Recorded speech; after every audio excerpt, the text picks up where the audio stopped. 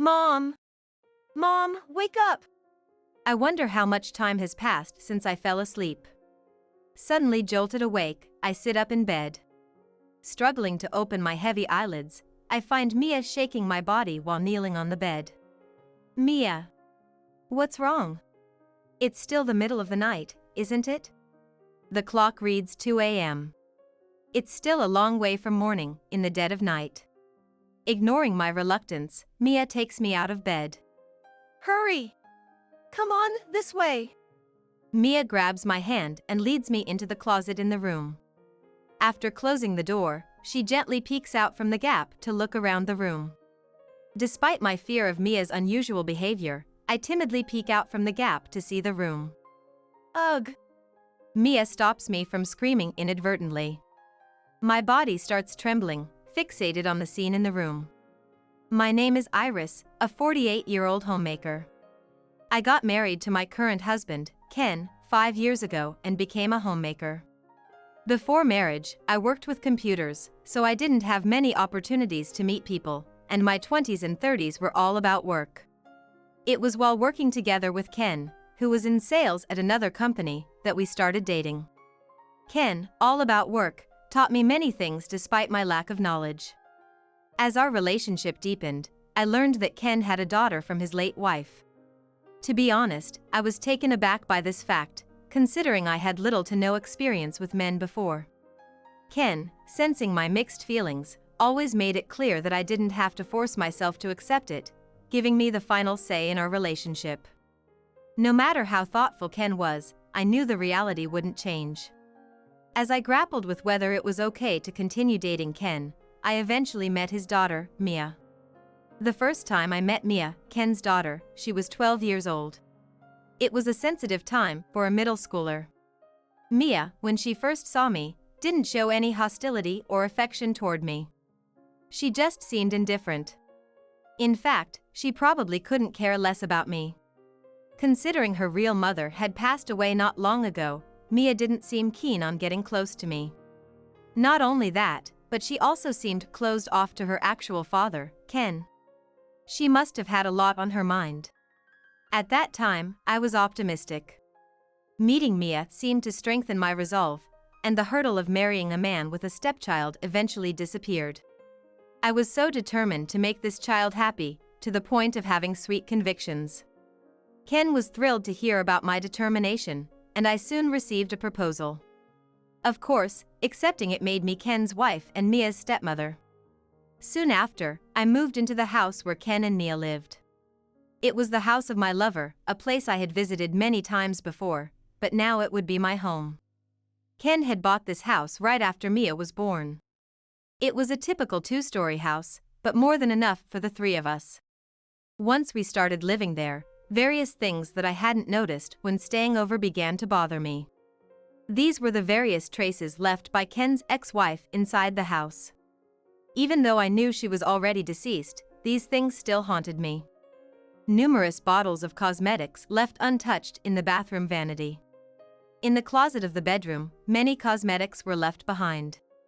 I'm not into anything occult, but every time I found traces of the ex-wife like that, I couldn't shake the feeling that there was definitely another presence in this house.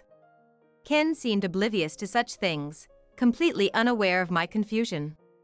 When I casually mentioned the belongings left behind, he just replied with, "If they're in the way, you can toss them," as if it were that simple. Even with Ken's permission, there was no way I could do that. Erasing all traces of the ex-wife throughout the house would be disrespectful, even to her own daughter, Mia. Despite feeling uneasy inside, I decided to leave the ex-wife's belongings as they were as much as possible. Another thing that started bothering me as our new life began was Ken's attitude towards me and Mia. Before we got married, I was too caught up to notice, but it seems like Ken is not fond of Mia. I don't know why. But it was clear that such feelings from Ken were evident in his actions. And on top of that, even though he used to be so kind before we got married, his attitude towards me has changed. He doesn't outright insult or berate me, but it's clear that the passion for me has faded. Ken often comes home late on weekdays, saying that work is tough.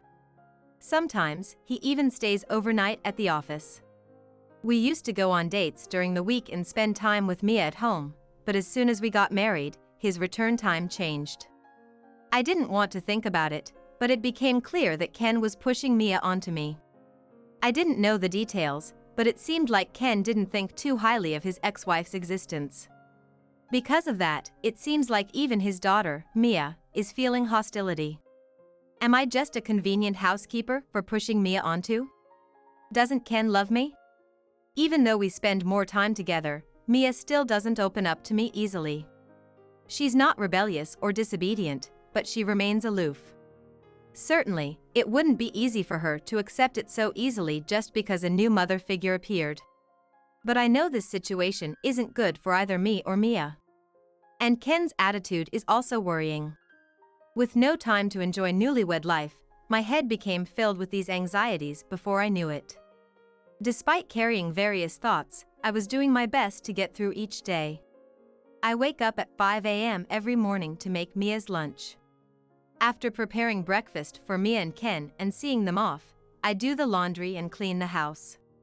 For my own lunch, I just have leftovers from the night before, then I go shopping and prepare dinner. In such a busy daily life, there's no time to confront the anxieties in my mind.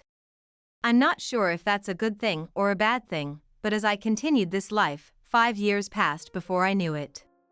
Mia is now a senior in high school, preparing for college entrance exams. Even in such a situation, Ken seems completely unconcerned about Mia, leaving things like school meetings entirely up to me. Mia still seemed reluctant to open up to me, but I felt like she was communicating more than before. She says thank you when I make her lunch and sometimes even helps with household chores willingly. Although there are few words exchanged between us, it was enough for me. This must be the comfortable distance that we both feel for each other. One day, Mia suddenly said something like this. I threw away Mom's cosmetics and stuff in the bathroom. Can I come into the room? I'll throw away the things in the closet too. I wondered how Mia knew about the various items in the closet left by her. Although I felt a little doubtful, I saw it as a good opportunity and asked Mia to dispose of the belongings. I'm sorry for making you feel uncomfortable. You don't have to throw away your mom's things if you don't want to. I tried to reassure Mia as much as possible, but she easily dismissed it. It's okay. These things should have been disposed of sooner. Saying that, Mia gathered all the items in the closet and packed them into trash bags. I couldn't quite describe how I felt, but for Mia, it must have been an important step to put her own feelings in order. I accepted it and thanked her sincerely. Shortly after that, I hit another wall. I discovered that Ken was having an affair. I found out in the most typical way. I realized I was out of a necessary seasoning to make Mia's lunch, so I rushed to the grocery store just before it closed. On my way back, I spotted Ken walking ahead of me, with a young woman by his side. At first, I thought she might be a coworker, but the way they interacted was not like a boss and subordinate. It was clear they were romantically involved. A woman's intuition told me so. I followed them discreetly. Sure enough, they headed to a hotel. I was furious and deeply shocked by this. Yet, a part of me had almost expected it. My honest feeling was, of course. Ken always left Mia with me while he was out with another woman. He probably didn't divorce me because he needed a caregiver for Mia. To Ken, I was just a housekeeper. I went home devastated, thinking about the future. What kind of future awaits Mia and me? Should I honestly tell Mia what I saw? But even if I did, there's nothing underage Mia could do. She would just be hurt. I decided to let Ken's actions slide for now. It seemed the best choice for both Mia and me. I felt ashamed for even briefly resenting Mia. I genuinely liked her. Back home, I was overwhelmed with guilt. The night passed without sleep. As usual, I started making lunch for Mia.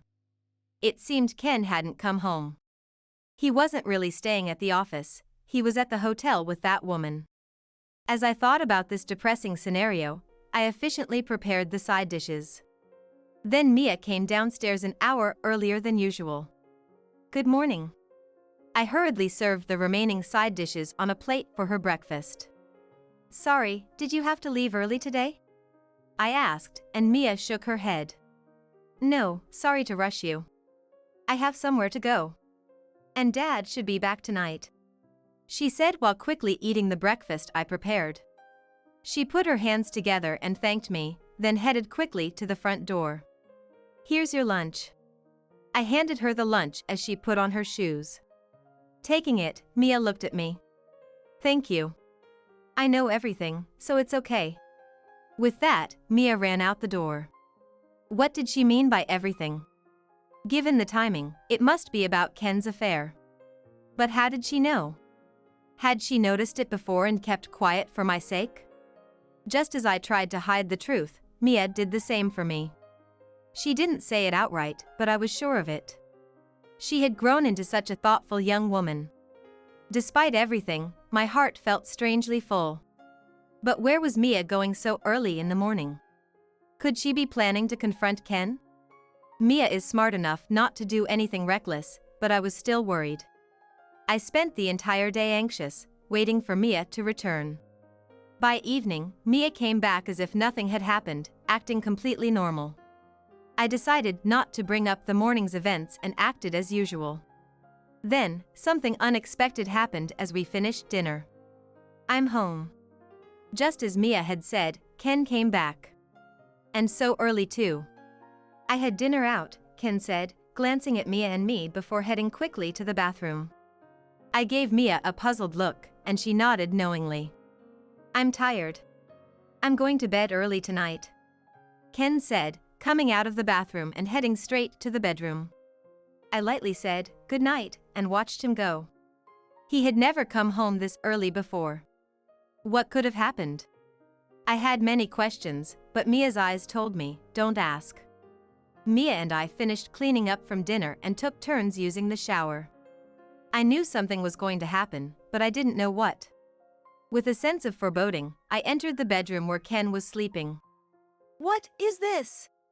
As soon as I opened the bedroom door, an unpleasant smell hit me. It was hard to describe, but the air felt stale and fishy. Even though it was spring, the bedroom was unnaturally cold. The chill wasn't imaginary, I felt my body start to shiver. Ken was snoring loudly, completely oblivious to the strange atmosphere. Had I not noticed his changed body odor because we hadn't slept together for a while? I felt a strange resistance to sleeping in the same bed, but the cold drove me under the covers. The eerie atmosphere didn't fade, but as soon as I got under the blanket, I felt overwhelmingly sleepy. What is this? Normally, I don't fall asleep easily, and it was earlier than usual. But I couldn't fight the heavy drowsiness. Unable to keep my eyes open, I fell asleep. "Mom! Mom, wake up!" How long had I been asleep? Suddenly, I was shaken awake. I forced my heavy eyelids open to see Mia kneeling by the bed, shaking me. "Mia. What's wrong? It's still the middle of the night, right?" Groggy and confused, I looked at the clock by the bed. The hands pointed to 2 a.m. It was still the dead of night. Ignoring my reluctance, Mia dragged me out of bed. "Hurry! Come on, this way!" Mia pulled me into the closet in the room. Not understanding what was happening, I found myself huddled in the closet with Mia. "It's so late," I started to say, but Mia covered my mouth. After about 5 minutes, we began to hear noises from the bedroom. Mia cautiously opened the closet door a crack to peek outside. The faint light from the room illuminated her face, revealing her wide eyes filled with fear. My mind finally clearing, I gently placed my hand on her shoulder. She jolted, then turned to me, regaining her composure. She pointed towards the crack in the door, signaling me to look. Terrified by her behavior, I slowly peeked out into the room. "Ugh!" I nearly screamed, but Mia stopped me again. My body started shaking as I stared at the scene in the room. From the gap, I could see our bed with Ken still lying on it. But there was a woman standing next to him. Normally, I would think it was his mistress, but one look told me otherwise. That woman was not alive. Something inside me screamed a warning. The woman, with long, flowing black hair, was looking down at the sleeping Ken. Mia didn't say anything, but I knew that woman was Ken's late wife. If I strained to listen, I could hear her whispering something into Ken's ear. Though I couldn't catch the words, every time she spoke, Ken's body would twitch. This eerie scene played out repeatedly before us, but neither Mia nor I could move. Suddenly, light began to filter into the room. Dawn was breaking. As the light grew stronger, the figure of the wife gradually faded until she was completely gone. With her disappearance, I finally regained control of my body. Mia and I bolted out of the closet and fled the room. Collapsing onto the sofa in the living room, I noticed my pajamas were drenched with sweat. Mia's thin t-shirt was similarly soaked. We sat in stunned silence until Mia finally spoke. "You saw her, right? She was angry." She struggled to form the words. "Did she save us?" I asked, and Mia nodded slowly. "My mom hated him. He neglected her while she was sick to have an affair." Mia explained that the late wife also harbored resentment towards me. And understandably so. I was the other woman in their affair. Ken had been married before, and he had told me his wife had passed away. But he never mentioned she was still alive during our affair. I had been deceived from the start. To him, I was just a convenient fling, someone to take care of his daughter. No wonder she resented me. I was the woman who stole her husband while she suffered from illness. "But I went to her grave this morning and prayed," Mia said to me, her face pale as she tried to comfort me. Today, there was a reason why the ex-wife appeared like that. Actually, today is the anniversary of her death. Mia told me that when she visited her mother's grave, she talked about me. Mia seems to have inherited a mysterious ability from her mother. Her mother had the same ability and often saw ghosts. Recently, Mia disposed of her mother's belongings to protect me as much as possible. The closer it got to the anniversary, the stronger Mom's presence became. "I also hate Dad, but I don't hate you. You were tricked by him too." The reason Ken came home last night was also due to the influence of his ex-wife. A mysterious force beyond my understanding compelled Ken to return home. Although he hasn't woken up yet, Mia assured me he wouldn't get away unscathed. "Dad will be taken away too." I was chilled by her words, but Mia quickly reassured me. Taken away, but just his thoughts. At the time, I didn't fully grasp what Mia meant, but her calm demeanor suggested that the worst wouldn't happen. As we talked, Mia completely forgot about school. Given the situation, studying was out of the question. Checking the clock, I saw it was 8:30 a.m. It was almost time for Ken to go to work. Just as I debated whether to wake him, Ken stomped down the stairs. Whether it was because he was groggy or because of last night's events, I couldn't tell. But he was clearly not himself. He sat at his spot in the kitchen with vacant eyes. "Dad, don't you have anything to say? Mom came last night, didn't she?" Mia got up from the sofa and approached him. At her words, a spark of life returned to Ken's eyes. But it quickly turned to madness as he shoved his chair back and stood up. "What are you talking about?" He was clearly shaken by her mention of Mom. The words hit him like a bolt, snapping him back to reality, but fear immediately took over. "At first, I thought I could forgive you. But you haven't changed, still cheating without any remorse. You don't care about your wife, and you feel no guilt towards Mom." Reprimanded by his own daughter, Ken grew even more furious. Everything Mia said was the painful truth. "Are you mocking your parent?" Ken raised his hand to strike Mia, but I quickly intervened. In the next moment, my hand slapped Ken's cheek. "Enough. Stop showing us your pathetic side," I yelled as I struck him. His eyes, momentarily ablaze with anger, soon dimmed. He couldn't believe I had lashed out at him. And just those few words hurt him more than he expected. "Mia knew everything about you. You might have thought you fooled us, but she knew it all. You abandoned your sick wife for an affair." I poured out everything Mia had confided to me. The agony Mia endured as she listened to her mother's dying laments. The pain of living with the man who had abandoned them. And the confusion of being raised by the woman who took her mother's place. Mia carried all this pain alone. Shame on you. I can't believe you're this girl's father. Now that I know everything, I can't continue like this. Thinking of all Mia had endured, tears streamed down my face. Stop lying. I didn't abandon her, it wasn't my fault. Ken, pale as a sheet, still refused to acknowledge his wrongdoings. But it's because he has a guilty conscience that he's so upset. Who's lying now? You married me and then cheated with another woman. How can you even say that? What could be good about such a pathetic man? Seeing Ken panic in front of me made me feel sick. Mom was always angry. Every day, she hated you from her bed. I don't consider you my father anymore, so I asked her to take you with her. Mia's quiet words made Ken turn even paler. He was likely having flashbacks of what had happened earlier, with fear gripping him again. It's too late to apologize now. I'll make sure you're a fair partner and your workplace know the truth, so don't worry. It's over. Suddenly, these words spilled out of my mouth. Even though the sun was up, the room darkened.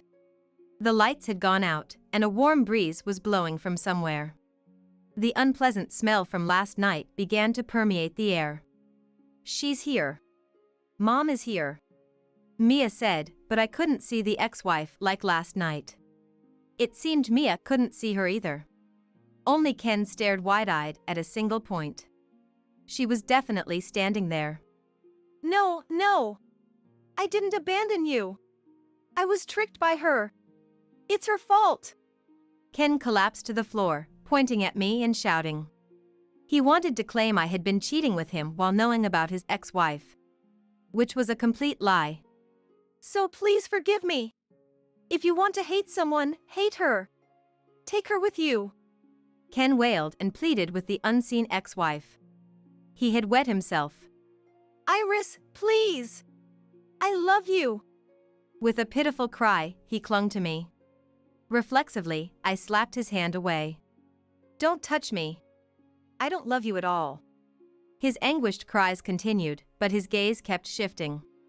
He was getting closer to the ex-wife. Goodbye, Dad. As Mia said this, a foul-smelling wind swept through the room.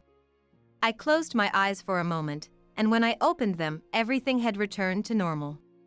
Except for Ken.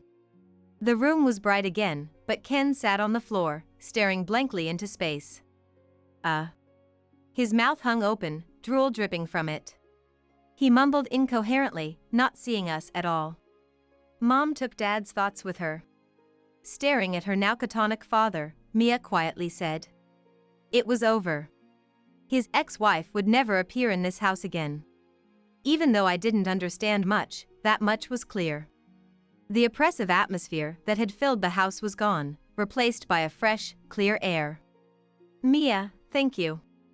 Even though it was my fault your mom had such a terrible end. I hugged Mia as I spoke. It was all Dad's fault. Mom wasn't to blame. And even Mom understood that.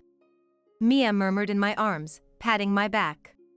We held each other for a long time, ignoring the shattered Ken. Later, I called an ambulance, and Ken was taken to the hospital. The doctor was shocked to see Ken, who remained unresponsive. The doctor said there was no hope for recovery. Was there a sudden shock? This isn't normal.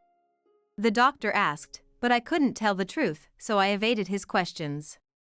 Sensing my reluctance, the doctor didn't press further. I've been a doctor for a long time, and sometimes we encounter inexplicable things. There might be some supernatural factors at play. We discussed Ken's future, but since I had no intention of caring for him, we decided to admit him to a nearby psychiatric hospital. Though admit might not be the right word, as he would likely never leave. After completing the procedures, I went home to tell Mia about what happened at the hospital. Mia had no objections to my decision. I think that's for the best. I don't want to see him again or take care of him. Mom, I want you to live your life now. Mia said this with a tinge of sadness. She likely thought that her presence would continue to tie me to this house. I'll always be with you, Mia. Even with Ken gone, nothing will change between us. I had grown to love Mia deeply, and I knew that feeling would never change. Mia, still a minor, was only pretending to be strong. She didn't really want to be alone. With tears in her eyes, Mia kept whispering, "Thank you." Our new life together began. At Mia's request, we decided to leave the house we had shared with Ken and his ex-wife. Staying there would only bring back unwanted memories for Mia. We rented a small apartment, not very spacious, and started anew. Mia got accepted into the university she had always wanted to attend, so she became a college student. I, who had been a housewife, went back to work to support Mia. I found work that allowed me to stay home and use a computer, so I spent more time with Mia. Although I started working again, we could actually live off the savings Ken had accumulated and the long-term care insurance. Ken had saved a lot of money, planning to build a house with his affair partner elsewhere. Since I remained married to Ken for Mia's sake, this money naturally came to me. I intended to use this money for Mia, but I still wanted to earn my own income. Returning to the workforce, I didn't feel our life was difficult. On the contrary, having a job made me feel more fulfilled. My relationship with Mia grew deeper, making our previous indifference seem like a distant memory. "Mom, remember, we're going to the movies tomorrow, right?" Now, we often go out together, and Mia's personality has brightened. Though I hadn't known, I had taken away Mia's and her mother's peaceful lives together. Yet, they forgave me and blessed me with these happy days. Grateful for this miraculous daily life, I vowed to protect my daughter Mia from now on. No matter what challenges lie ahead, I believed we could overcome them. Every time I saw Mia's smile, I felt a strong certainty in that belief.